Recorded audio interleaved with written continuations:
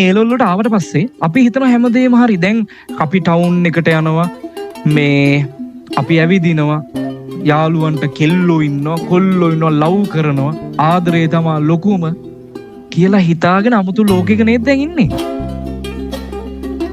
අමුතු ලෝකෙකනේ ඉන්නේ. දැන් පුතා වුණ අද රෑ 12න් පස්සේ සියලු දේට තිත තියන්න වෙනවා. ඒක මතක තියාගන්න. අද රෑ 12න් පස්සේ ඔයාට ඔයාගෙන හිතන්න වෙනවා. අද රෑ 12න් පස්සේ ඔයා පටන් ගන්න අමුතුම ජීවිතයක්. ඒක හදාගන්න වෙනවමයි.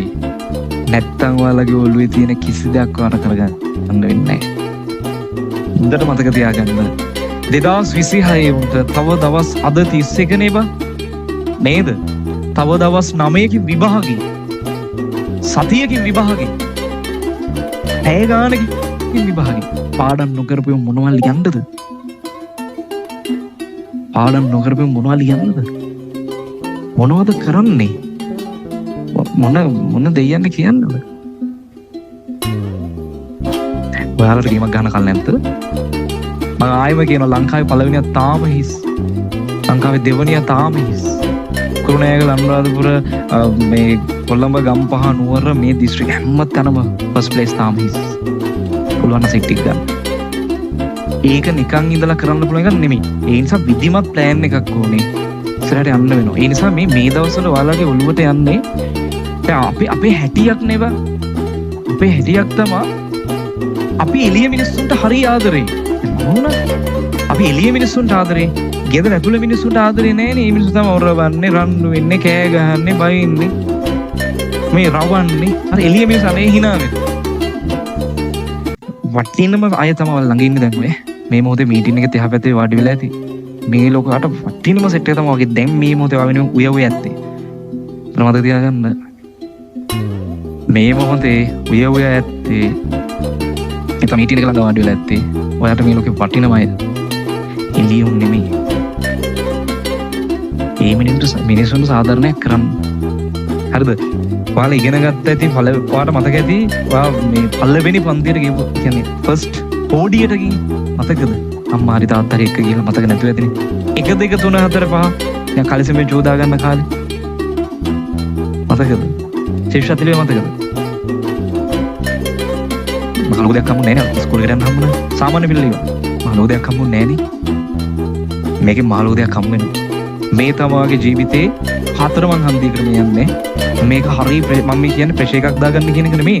ඔයාලට මේ වචන ටික ඇහෙන පිනකට. ඔය කතාව සම්පූර්ණ වෙනස් කරන්න පුළුවන් නේ. ඉතින් කරන්න ගන්න මේකේ වැඩේ ළමයි ඇවිල්ලා අපි ඩිසිප්ලින් හදාගන්න. කොච්චර මොරාල් එකකින් පාඩම් කරන්න ගත්තත් වැඩක් නැහැ. විධිමත් වැඩ ටිකක් නැත්. පාඩම් කරන ක්‍රමවල අවුලක් තියෙනවා. පේපර්ස් ලියන ක්‍රමවල අවුලක්. ඔයාලා කොච්චර මහන්සියුණත් වැඩක් නැහැ. ගුරුවරයා වැඩක් නැහැ. මම කොච්චර මහන්සියුණත් වැඩක් නැහැ. ඔයාලා මේ උත්සාහවන්ත වෙන්න නැහැ. අද අපි මේ 26 ළමයිට ධර්ම දේශනාවක් තිබ්බා. සද්ධා සීල ස්වාමීන් වහන්සේ වැඩම කරලා ස්වාමීන් වහන්සේ ලස්සන කරුණු ටිකක් පැහැදිලි කරා. දහගන්නේ මිනිහෙක් නැත්නම් අපි තුන් විභාගෙ ලියන ළමයිට තිබ්බේ අහන්න ඕන දේශනාව මම දාන්න. මේ ළමයි විභාගෙ නැත්නම් මිනිහෙක්ට දියුණු වෙන්න හේතු දෙකයි තියෙන්නේ. එකක් වාසනාව. දෙක උත්සාහවන්ත බව. නැත්නම් අපි කියන වීර්යවන්ත බව. අපිට මේක පේන්නේ වාසනාව කියන එක සෝන ලස්සන කිව්වේ. වාසනාව කියන එක පේන්නේ ඔයාලා දාගන්නේ මේ මං දාන්න ලින්ක් එක බලන්න. මගේ මීටින් එක නොබලා ඉන්න. අර මේ දේශනාව බලන්න. හරි. වාසනාව කියන එක අපිට පේන්නේ නැහනේ. ඔන්න පන්තියේ පළවෙනිය වෙනවා. කටික අනේ උගේ වාසනාව. උගේ පින අපිට පේන්නේ නැහැ. අපිට පේන එකක් තියෙනවා. අපිට කරන්න පුළුවන් එකක් තියෙනවා. ඔයාට වාසනාව නැහැ කියලා හිතන්න. ඔයාට මේක කරන්න පුළුවන්. මේ දෙකම ප්‍රබල ලෙස එකතු වුණාම තමයි ළමයි ඔය වයිල්ලන් බස්ට් ඒ ඔක්කොම හැදෙන්නේ. හරිද? ඒ ඔයාට මේ නොපෙනෙන දේ පැත්තකින් තියෙනවා. ඔයාට පේන දේ කරන්න පුළුවන්. ඒ නිසා මතක තියාගන්න මේ ඔයාලගේ මේ අවුරුද්ද ගත වෙන්නේ. මේ ගත වෙන විනාඩියක් ගන්න වගේ අවුරුද්ද ගත වෙන්නේ. මුළු ලංකාව මෙතනින් පස්සේ කතා කරන්නේ 2027 ගැන. මුළු ලංකාවම මෙහෙම තැයි කතා කරන්නේ 2027 රිවිෂන් ගැන පේපර් ක්ලාස් ගැන අරව ගැන මේවා ගැන. තව විභාගෙට සති මෙච්චර කියලා කවුන්ට් වෙන 2027 අය ගැන. හරිද? අම්මා තාත්තා ඔයාලට ප්‍රෙෂර් එකක් දෙන්නේ නැතිවි. හරිද? එක්ස්ට්‍රා වැටෙනවා රිවිෂන් වලට මහන්සි වෙනවා. අය කෙලින්ම ළමයි ඔයාලා මේ කුණාටුවක් තියෙන මොහොතක මොහොත මැදට ගියා වගේ අවුරුද්දක් මේ යන්නේ. හරිද? පට්ට කුණාටුවක මොහොත මැදට ගිහිල්ලා තමන්ගේ නැව නිකන් කන්ට්‍රෝල් කරනවා දෙන්නේ. අර ඇත්තගෙන යන්න. හරි මෙතනින් පස්සේ ඔයාට එන දේවලුත් එක්ක ඔයාට හිතා ගන්න බැරි. මේකේ මාර දේවල් ටිකක් හැදෙන්නේ.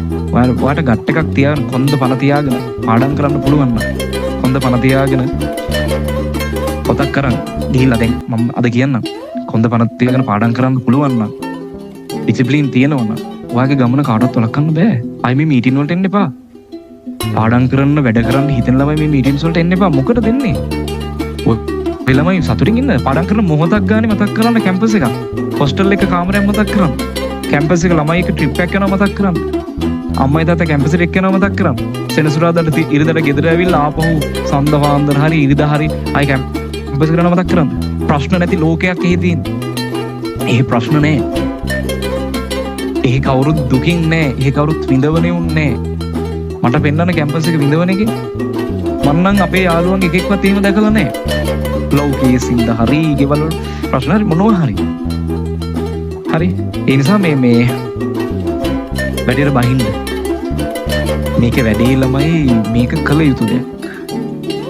ආය ඔයාලට මේක ඉන්නේ සෙකන්ඩ් ෂයි විදියට. ආයෙන්නේ තර්ඩ් ෂයි විදියට. ජීවිතේම චැලෙන්ජ් එක. හරිද? මේ මහන්සි වෙලා මේවා yaadෙන්න ගන්න එහෙම මේවට සාධාරණ කැපකිරීමක් කරන්න ඕනේ. අපි දේවල් බලාපොරොත්තු වෙනවා නිකන් මැජික් වගේ මේ.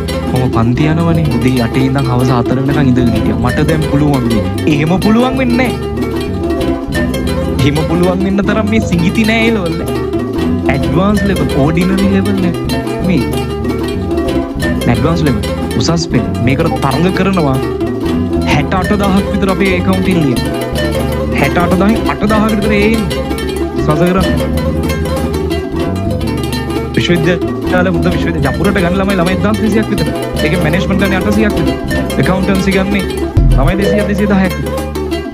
සෙල්ලමක නෙමෙයි ඉන්නේ. වාසිය තමයි සද්භාවයෙන් කරොත් ගොඩ යන්න පුළුවන්. එක්වත ඇල්ල දාන්න. මම ඔයාලට ඔප්ෂන් දෙකක් පිට කලින් මම පන්තිය කියලා ඔප්ෂන් දෙකක් තියෙනවා. එක ඔයාලට පුළුවන් අද ඉඳන් පොත් මේසේ හදාගෙන ලස්සනට කාමරේ හදාගෙන ඒක තමයි අංක 1 ළමයි බෑග්ග්‍රවුන්ඩ් එක හදාගෙන පාඩම් කරන්න වැඩ පටන් ගන්න. හරි කාමරේ සුවඳට තියාගන්න නිතර අතපතු ගන්න මේසේ තියෙන තැන වෙනස් කරන්න ඇඳ හදන්න ඩිසිප්ලින් හදාගන්න ඊට පස්සේ මේ ගමන් බිමන් යන එක නතර කරන්න මේ අවුරුද්දට ගෙදර මෙලා ඉන්න. හරි මේ ඉව කරලා එඩේට බහින්න ඉස්සුම එක බෑග්ග්‍රවුන්ඩ් හදාගන්න. දෙක පිළිවෙල. පිළිවෙල දෙක ළඟින්ම යන්න. ඔවා කරන්න බැයි නම් අපි මේ දැන් සාමාන්‍ය කැම්පස් යන අවශ්‍ය වැඩ ටිකක් තියෙනවනේ. රෑන්ක් ගන්න වැඩ ටිකක් තියෙනවා. ඔය ටික කරන්න වෙන මේක නතර කරන්න. ඇත්තටම නතර කරන්න. ඒ කියන්නේ කරන්නම් වල කරන්න එපා අපරාධ සල්ලි. හරිද? ඔය බොන තේ උගුරක් ගානේ ණය වෙනවා. කන බත් ඇටයක් ගානේ ණය වෙනවා. අඳින ඇඳුමක තියෙන නූල් පොටක් ගානේ අපිට අතර ණයයි.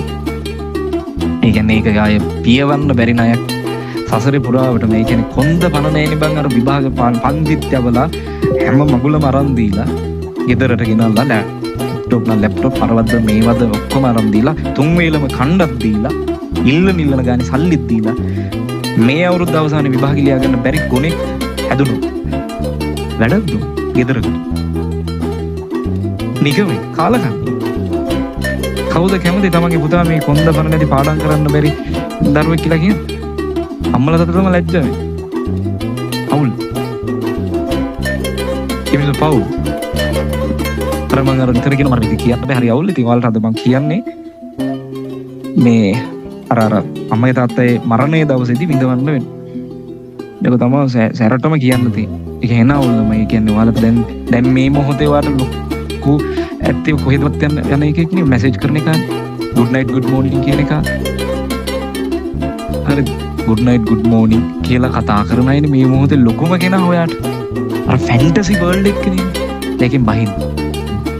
බහැලා ඔයාගෙන හිතන්න. ඔයාගෙන හිතන්න. ඔයාගෙන හිතන්න, ඔයාගේ ඔය ළඟම ඉන්න මිනිස්සු ගැන හිතන්න. ඒවත් එක්ක ඔළුවේ තියාගෙන මේ අවුරුදු ළමයි මේ අවුරුද්ද නම් මේ ස්වභාව ධර්මයක් කියලා එකක් තියෙනවා. විශ්වාස කරන්න නෑ, ස්වභාව ධර්මය කියලා එකක් තියෙනවා. මේ අවුරුද්දේ මේ මාස 12 ඇතුළත ඔයාලා ගෙදරට බොරු කියන වාරයක් ගානේ ඔගේ දියුණුව කියලා වෙනවා. ගෙදරට වංචා කරන වාරයක් ගානේ ඔයාට කියලා වෙනවා.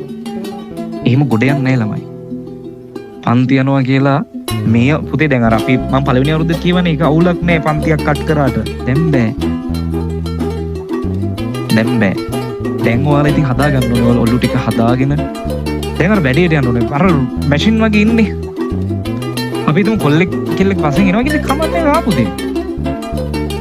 හරි මේ දවස්වල කසාද බඳින මිනිහව තෝරන්න එපා. ඔයාලා හිම්මයිසගෙන මේ ඉන්නේ. හරිද? ඒක සසරෙන් එන්නේ. මේ ඔයාලගේ මාර ආදර ප්‍රශ්න නම්බන අපි ළඟට අරන් එනවා. ඉතින් මට කියන්න තියෙන්නේ මෙච්චරයි ඉතින්. සසරේ ලියවිලා තියෙනවා විඳවන්න. ඔය ඔළුව හදාගන්නේ ලියන්න බෑ. ඒලව එහෙම ලියන්න බෑ ළමයි. එහෙම සිඟිති පේපර්ස් හැදෙන්නේ නෑ. ඉතින් හරිද? දැන් මම මේ ළඟදී අපේ 26 ෆයිනල් එක්සෑම් සීරීස් එක යනවානේ. ඉවරයිනේ මේ টොප් 10 තෝරලා පළවෙනි තුන් දෙනාට ජපුර ටී-ෂර්ට් 3ක් දුන්නා. අනුරාධපුර පළවෙනි තුන් දෙනාට ඔන්ලයින්. අපි ඔන්ලයින් අයටත් අපි එවනවා. කුරුණෑගල පළවෙනි තුන් දෙනාට. ජපුර ටී-ෂර්ට් 3ක් දුන්නා. උන්ට උරුමයි ඒක. පළවෙනි 10 දෙනාට උරුමයි. තව පළවෙනි 10 දෙනේ සෑහෙන සෙට් එකක් ඉන්න උරුමයි. ඔයාලා කොහොමද විභාගයට අවසාන මාස දෙකේ තුනේ ඔයා දැනගන්නවා කැම්පස්ද නැද්ද කියලා. අපරාධයක් නැහැ. ඔයා රෑන්ක් එකක්ද නැද්ද කියන එක නම් ඔයාලා හිතා ගන්න බැරි වෙයි. හැබැයි ඔය අවසාන මාස දෙකේ තුනේ ඔයා හිතනවා වටේ ඔයා කැම්පස් එකේ නිසා පාඩම් කරන හැම මොහොතකම ඔළුවේ තියාගන්න. ඔයා සාධාරණ ප්‍රයත්නයක් දරනවා. සබාදාමේ රිටර්න් එකක් හම්බ වෙනවා. අද රෑ පටන්